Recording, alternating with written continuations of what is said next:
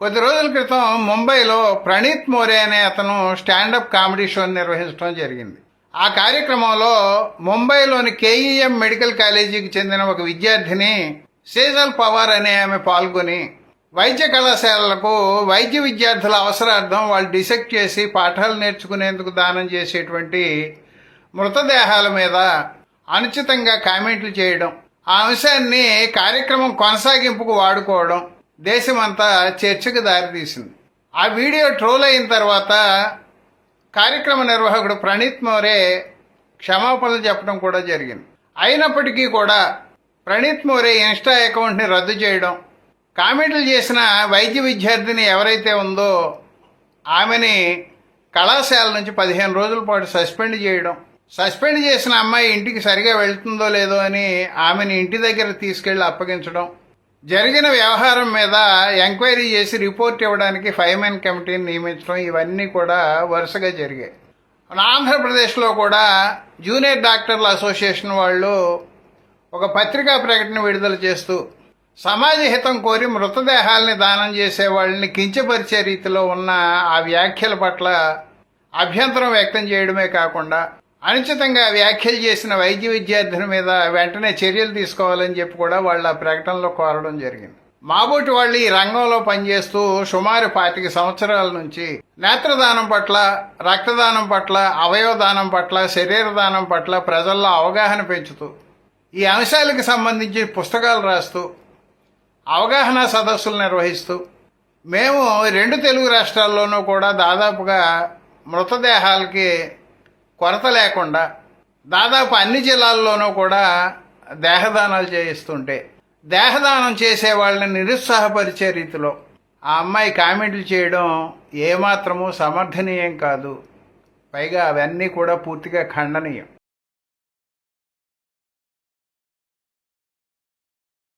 Sejal Pawar has been sent on 15-day forced leave. Her entry into hostel and college premises has been banned. A 5-member committee will submit an investigation report within 7 days. Officials say that keeping in mind the security of Sejal Pawar, she has been safely handed over to her family.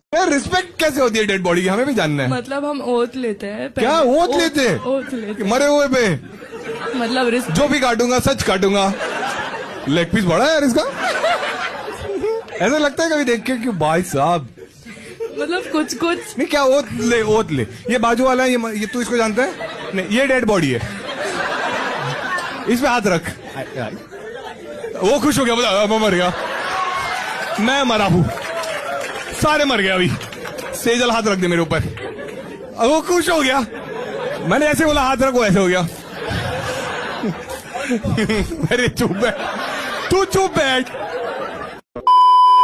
మీరు చనిపోయాక మీ బాడీని donation చేయాలని అనుకుంటే దయచేసి ఈ వీడియోని ఇప్పుడే skip చేసేయండి. ఫస్ట్ ఒకసారి ఈ వీడియోని చూడండి.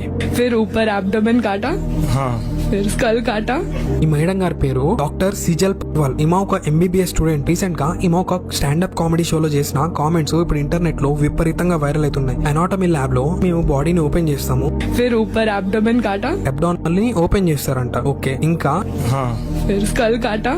కల్ని కూడా ఓపెన్ చేస్తారంట. ఇది అంతా వాళ్ళ ప్రొఫెషన్, వాళ్ళు నేర్చుకోవాలి కాబట్టి ఖచ్చితంగా ఓపెన్ చేస్తారు, దాంట్లో తప్పే లేదు అని మనం అనుకుంటే తర్వాత ఈమె ఇంకా డార్క్ గా మాట్లాడుతుంది. लास्ट में जो भी है रिप्रोडक्टिव तू ऑर्गन. पक्का डॉक्टर है. ఏమంటుందంటే ఎవరైతే డొనేషన్ బాడీ ఉందో రిప్రొడక్టివ్ సిస్టమ్ చూస్తారనేసి చెప్తుంది. అయితే తిని అడుగుతాడు అనమాట, ప్రైవేట్ పార్ట్స్ ఎప్పుడైతే మీరు ఓపెన్ చేసి చూస్తారో అంటే జోక్స్ వేసుకుంటారా లేక సీరియస్ గా ఉంటారా అనేసి తిని అడుగుతాడు. ఈ డాక్టర్ గారు ఏం రిప్లై ఇస్తారు తెలుసా? whatever जो भी साइज वगैरह जो మేము జోక్స్ వేసుకుంటాము సైజ్ గురించి అనేసి చాలా సింపుల్ గా మాట్లాడుతుంది. అది కూడా ఒక డొనేటెడ్ ఇంకా ప్రాణం లేని బాడీ మీద. ఇప్పుడు డాక్టర్ వీడియో చూసారు కదా, ఒకసారి మెడికల్ స్టూడెంట్ వీడియోస్ చూడండి. ఏమంటున్నాడంటే ఒక ఫీమేల్ బాడీని వీళ్ళు ఓపెన్ చేశారంట, లంగ్స్ నల్లగా ఉన్నాయంట, ఈ అమ్మాయి బీడీలు తాగుతుంది అనేసి నవ్వుకుంటా చెప్తున్నాడు. వీళ్ళ దాంట్లోనే ఇంకొక సైకో స్టూడెంట్ మరి ఎవడో తెలియదు, వాడంట ఎవరైతే క్యాడవర్ బాడీ ఏదైతే ఉందో అని ఈ పార్ట్ మాత్రము కట్ చేసి ఇంటికి తీసుకెళ్లి 2 to 3 days ఇంట్లో పెట్టుకున్నాడంట. అదే కాకుండా ఇంకా కొత్త జూనియర్స్ అని వస్తే వీళ్ళని అటాప్సీ ట్రైనింగ్ ఇవ్వమని పంపిస్తే అంట వీళ్ళు వెతుకుతారంట మంచి ఫీమేల్ బాడీ ఏది ఉంది అనేసి. కానీ ఎప్పుడైతే మనము మెడికల్ కాలేజ్ లో ఫస్ట్ డే ఎంటర్ అవుతామో ఫస్ట్ వాళ్ళకి ఒక క్యాడవర్ ఓత్ అనేది ఒకటి ఉంటది, wear the dead teacher living అని. అంటే చనిపోయిన వారు బ్రతుకున్న వారికి నేర్పిస్తారు అనేసి. ఆ బాడీ వీళ్ళకి టీచర్ లాగా కదా, మీరు ఆలోచించండి. तो ये बात मुझे एक्चुअली काफी टाइम से करनी थी, बट मेरा इंस्टाग्राम सस्पेंड हो गया था। आप सबने मेरा क्राउड वर्क का वीडियो देखा रहेगा, जिसके लिए मुझे काफी हेट मिल रही है। मुझे ऐसा लगता है ये हेट मैं डिजर्व भी करता हूँ, क्योंकि उस लड़के से जब मैं क्राउड वर्क कर रहा था उसने काफी डेरोगेटरी चीजें बोली, बट सब लोग उस पर हंस रहे थे। मैं भी कैरिड अवे हो गया और मुझसे लैप्स इन जजमेंट हो गया, और मुझे लगता है ये मेरी काफी बड़ी गलती थी। मैं चाहता था तो मैं उसको वहां पे रोक सकता था या स्टैंड ले सकता था, बट जो मैं नहीं कर पाया, मैंने उसको एक प्लेटफॉर्म दिया जिसकी वजह से ये चीजें इतनी एस्केलेट हो गई। जिनको भी इस वजह से हर्ट हुआ है उन सब से मैं माफी मांगना चाहता हूँ, लेकिन आप सबसे मैं बस यही रिक्वेस्ट करना चाहता हूँ कि आप सब मुझे प्लीज एक चांस दो, बेटर इंसान बन के दिखाऊंगा। मेरे लिए भी एक लर्निंग थी, तो मैं खुद के ऊपर भी काम कर रहा हूँ, मैं अपने कंटेंट के ऊपर भी काम करूंगा। ये चीज आप फ्यूचर में मेरे काम में भी देख पाओगे। చూచారు కదా మిత్రులారా, మృతదేహాల దానం మీద బయటి వాళ్ళు, వాటి ఆవశ్యకత గురించి తెలియని వాళ్ళు ఏదైనా కామెంట్ చేశారంటే సానుభూతితో అర్థం చేసుకోవచ్చు. వైద్య విద్యను అభ్యసించే వాళ్ళు తాము గురువులుగా భావించాల్సిన మృతదేహాల మీద ఇలాంటి కామెంట్లు చేయడం అనేది చాలా చాలా బాధాకరం. మనం మృతదేహాల అవసరం సాధారణంగా వైద్య విద్యార్థులంటే ఎంబీబీఎస్ స్టూడెంట్స్కి మాత్రమే అవసరం ఉంటుందని చెప్పి అనుకుంటూ ఉంటాం. నిజానికి అల్లోపతి కళాశాలలకి, ఆయుర్వేద కళాశాలలకి, హోమియో కళాశాలలకి, బయోమెడికల్ కోర్సులు చేసేవాళ్ళకి, ఫిజియోథెరపీ కోర్సులు చేసేవాళ్ళకి, డెంటల్ కళాశాలలకి కూడా మృతదేహాలు అవసరం ఉంటుంది. అంటే వాళ్ళు ఉపయోగించుకునే పరిధిలో తేడాలు ఉండొచ్చు తప్ప వీళ్ళందరికీ కూడా దాదాపుగా మృతదేహాలు అవసరం అవుతాయి.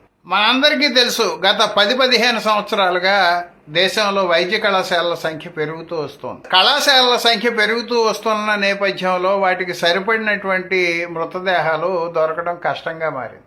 ఈవేళ దేశంలో అత్యధిక కళాశాలలు మృతదేహాల కొరతను ఎదుర్కొంటున్నాయి.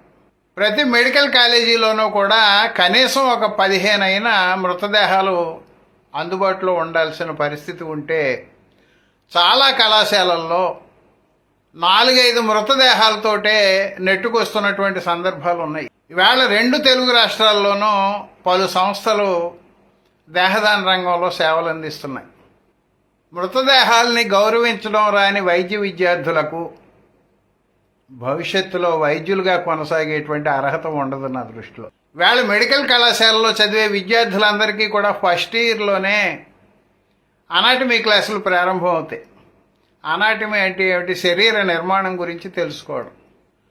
వాళ్ళు పాఠాల్లో ఎంత గొప్పగా చదువుకున్నా, ప్రొఫెసర్లు ఎంత గొప్పగా పాఠాలు చెప్పినా, వైద్య విద్యార్థులు ప్రత్యక్షంగా మృతదేహాలని కోసి పరిశీలించకపోతే వాళ్ళు నిపుణులైన వైద్యులుగా తయారు కాలేరు. ఏ పార్ట్ ఎక్కడుందో, ఏ అవయవానికి ఏ రకమైన ఇబ్బందులు వస్తాయో, ఏ అవయవం ఏ ఇతర అవయవంతో కలిసి సంయుక్తంగా పనిచేస్తుందో, మనం ఏ అవయవానికి ఆపరేషన్ చేయవలసి వస్తే ఎక్కడ కోత పెట్టి ఎక్కడ కోత ముగించాలో, ఇవన్నీ తెలుసుకోవాలంటే ప్రత్యక్షంగా శరీర నిర్మాణం గురించి, శరీరాన్ని కోసి తెలుసుకోవాలి ప్రతి వైద్య విద్యార్థి.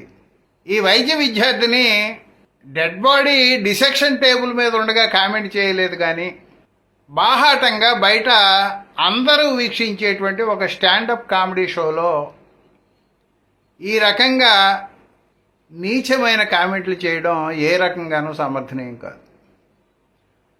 ఆ అమ్మాయిని కేవలం సస్పెండ్ చేయడం కాదు, భవిష్యత్తులో ఆ అమ్మాయి వైద్య వృత్తికి అనర్హురాలుగా ప్రకటించాల్సిన అవసరం ఉంది.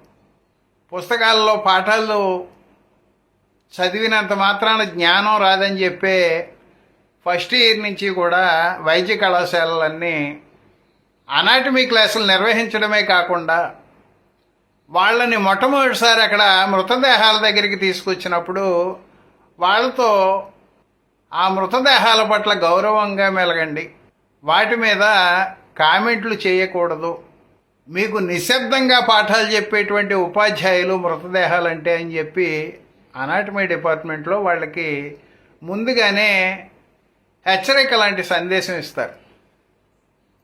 అయినప్పటికీ కూడా ఈ వైద్య విద్యార్థిని ఒక స్టాండప్ కామెడీ షోలో ఈ రకంగా కామెంట్ చేసి ఆ కార్యక్రమాన్ని హాస్య కార్యక్రమంగా మార్చి పొడిగించడం అనేది చాలా చాలా బాధాకరం.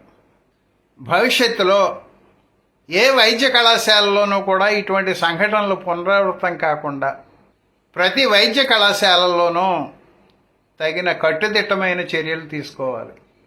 మృతదేహాలని దానం చేసేవాళ్ళు మరణానంతరం కూడా మనం ఈ సమాజానికి ఉపయోగపడాలి, మన సమాజానికి మన దేహాన్ని ఉపయోగించేలాగా దానం చేద్దాము అనేటువంటి పెద్ద మనసుతో ముందుకొచ్చి కుటుంబ సభ్యుల ఆమోదంతో మృతదేహాలను దానం చేస్తుంటే వాటిని డిసెక్ట్ చేసి జ్ఞానార్జన చేయడం మానేసి వాటి మీద కామెంట్లు చేయడం ఏ రకమైనటువంటి వృత్తి ధర్మమో వైద్యులు ఒకసారి ఆలోచించుకోవాలి.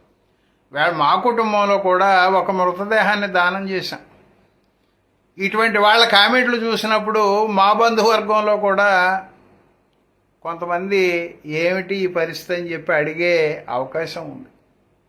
అలాగే బయట ఉద్యమ రూపంలో పనిచేస్తున్న మమ్మల్ని అందరినీ కూడా దేహదానం చేయడానికి ముందుకు రండి అంటే కొంతమంది ప్రశ్నించేటువంటి అవకాశం కూడా ఉంటుంది.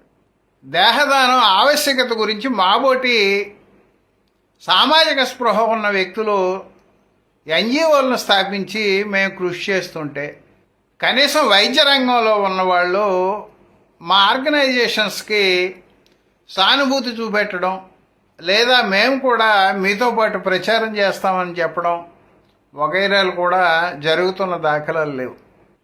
వైద్యుల కుటుంబాల నుంచి మృతదేహాల దానం చేయడానికి వచ్చే వాళ్ళ సంఖ్య బాగా తక్కువ. వాళ్ళు కూడా సమాజ హితం కోసం మనం కూడా దేహాలని దానం చేయాల్సిన అవసరం ఉంది అనే విషయాన్ని గుర్తించాలి. ఎవరో దానం చేస్తే మనం పాఠాలు నేర్చుకున్నాం. ఇప్పుడు పాఠాలు నేర్చుకోబోతున్న వాళ్ళు కూడా మృతదేహాల కొరతను ఎదుర్కోకూడదు, వాళ్ళు కూడా మంచి వైద్యులుగా తయారై బయటికి రావాలి అనే భావన ఉంటే ఆల్రెడీ వైద్య రంగంలో ఉన్నవాళ్ళు కూడా దీన్ని ప్రోత్సహించాలి.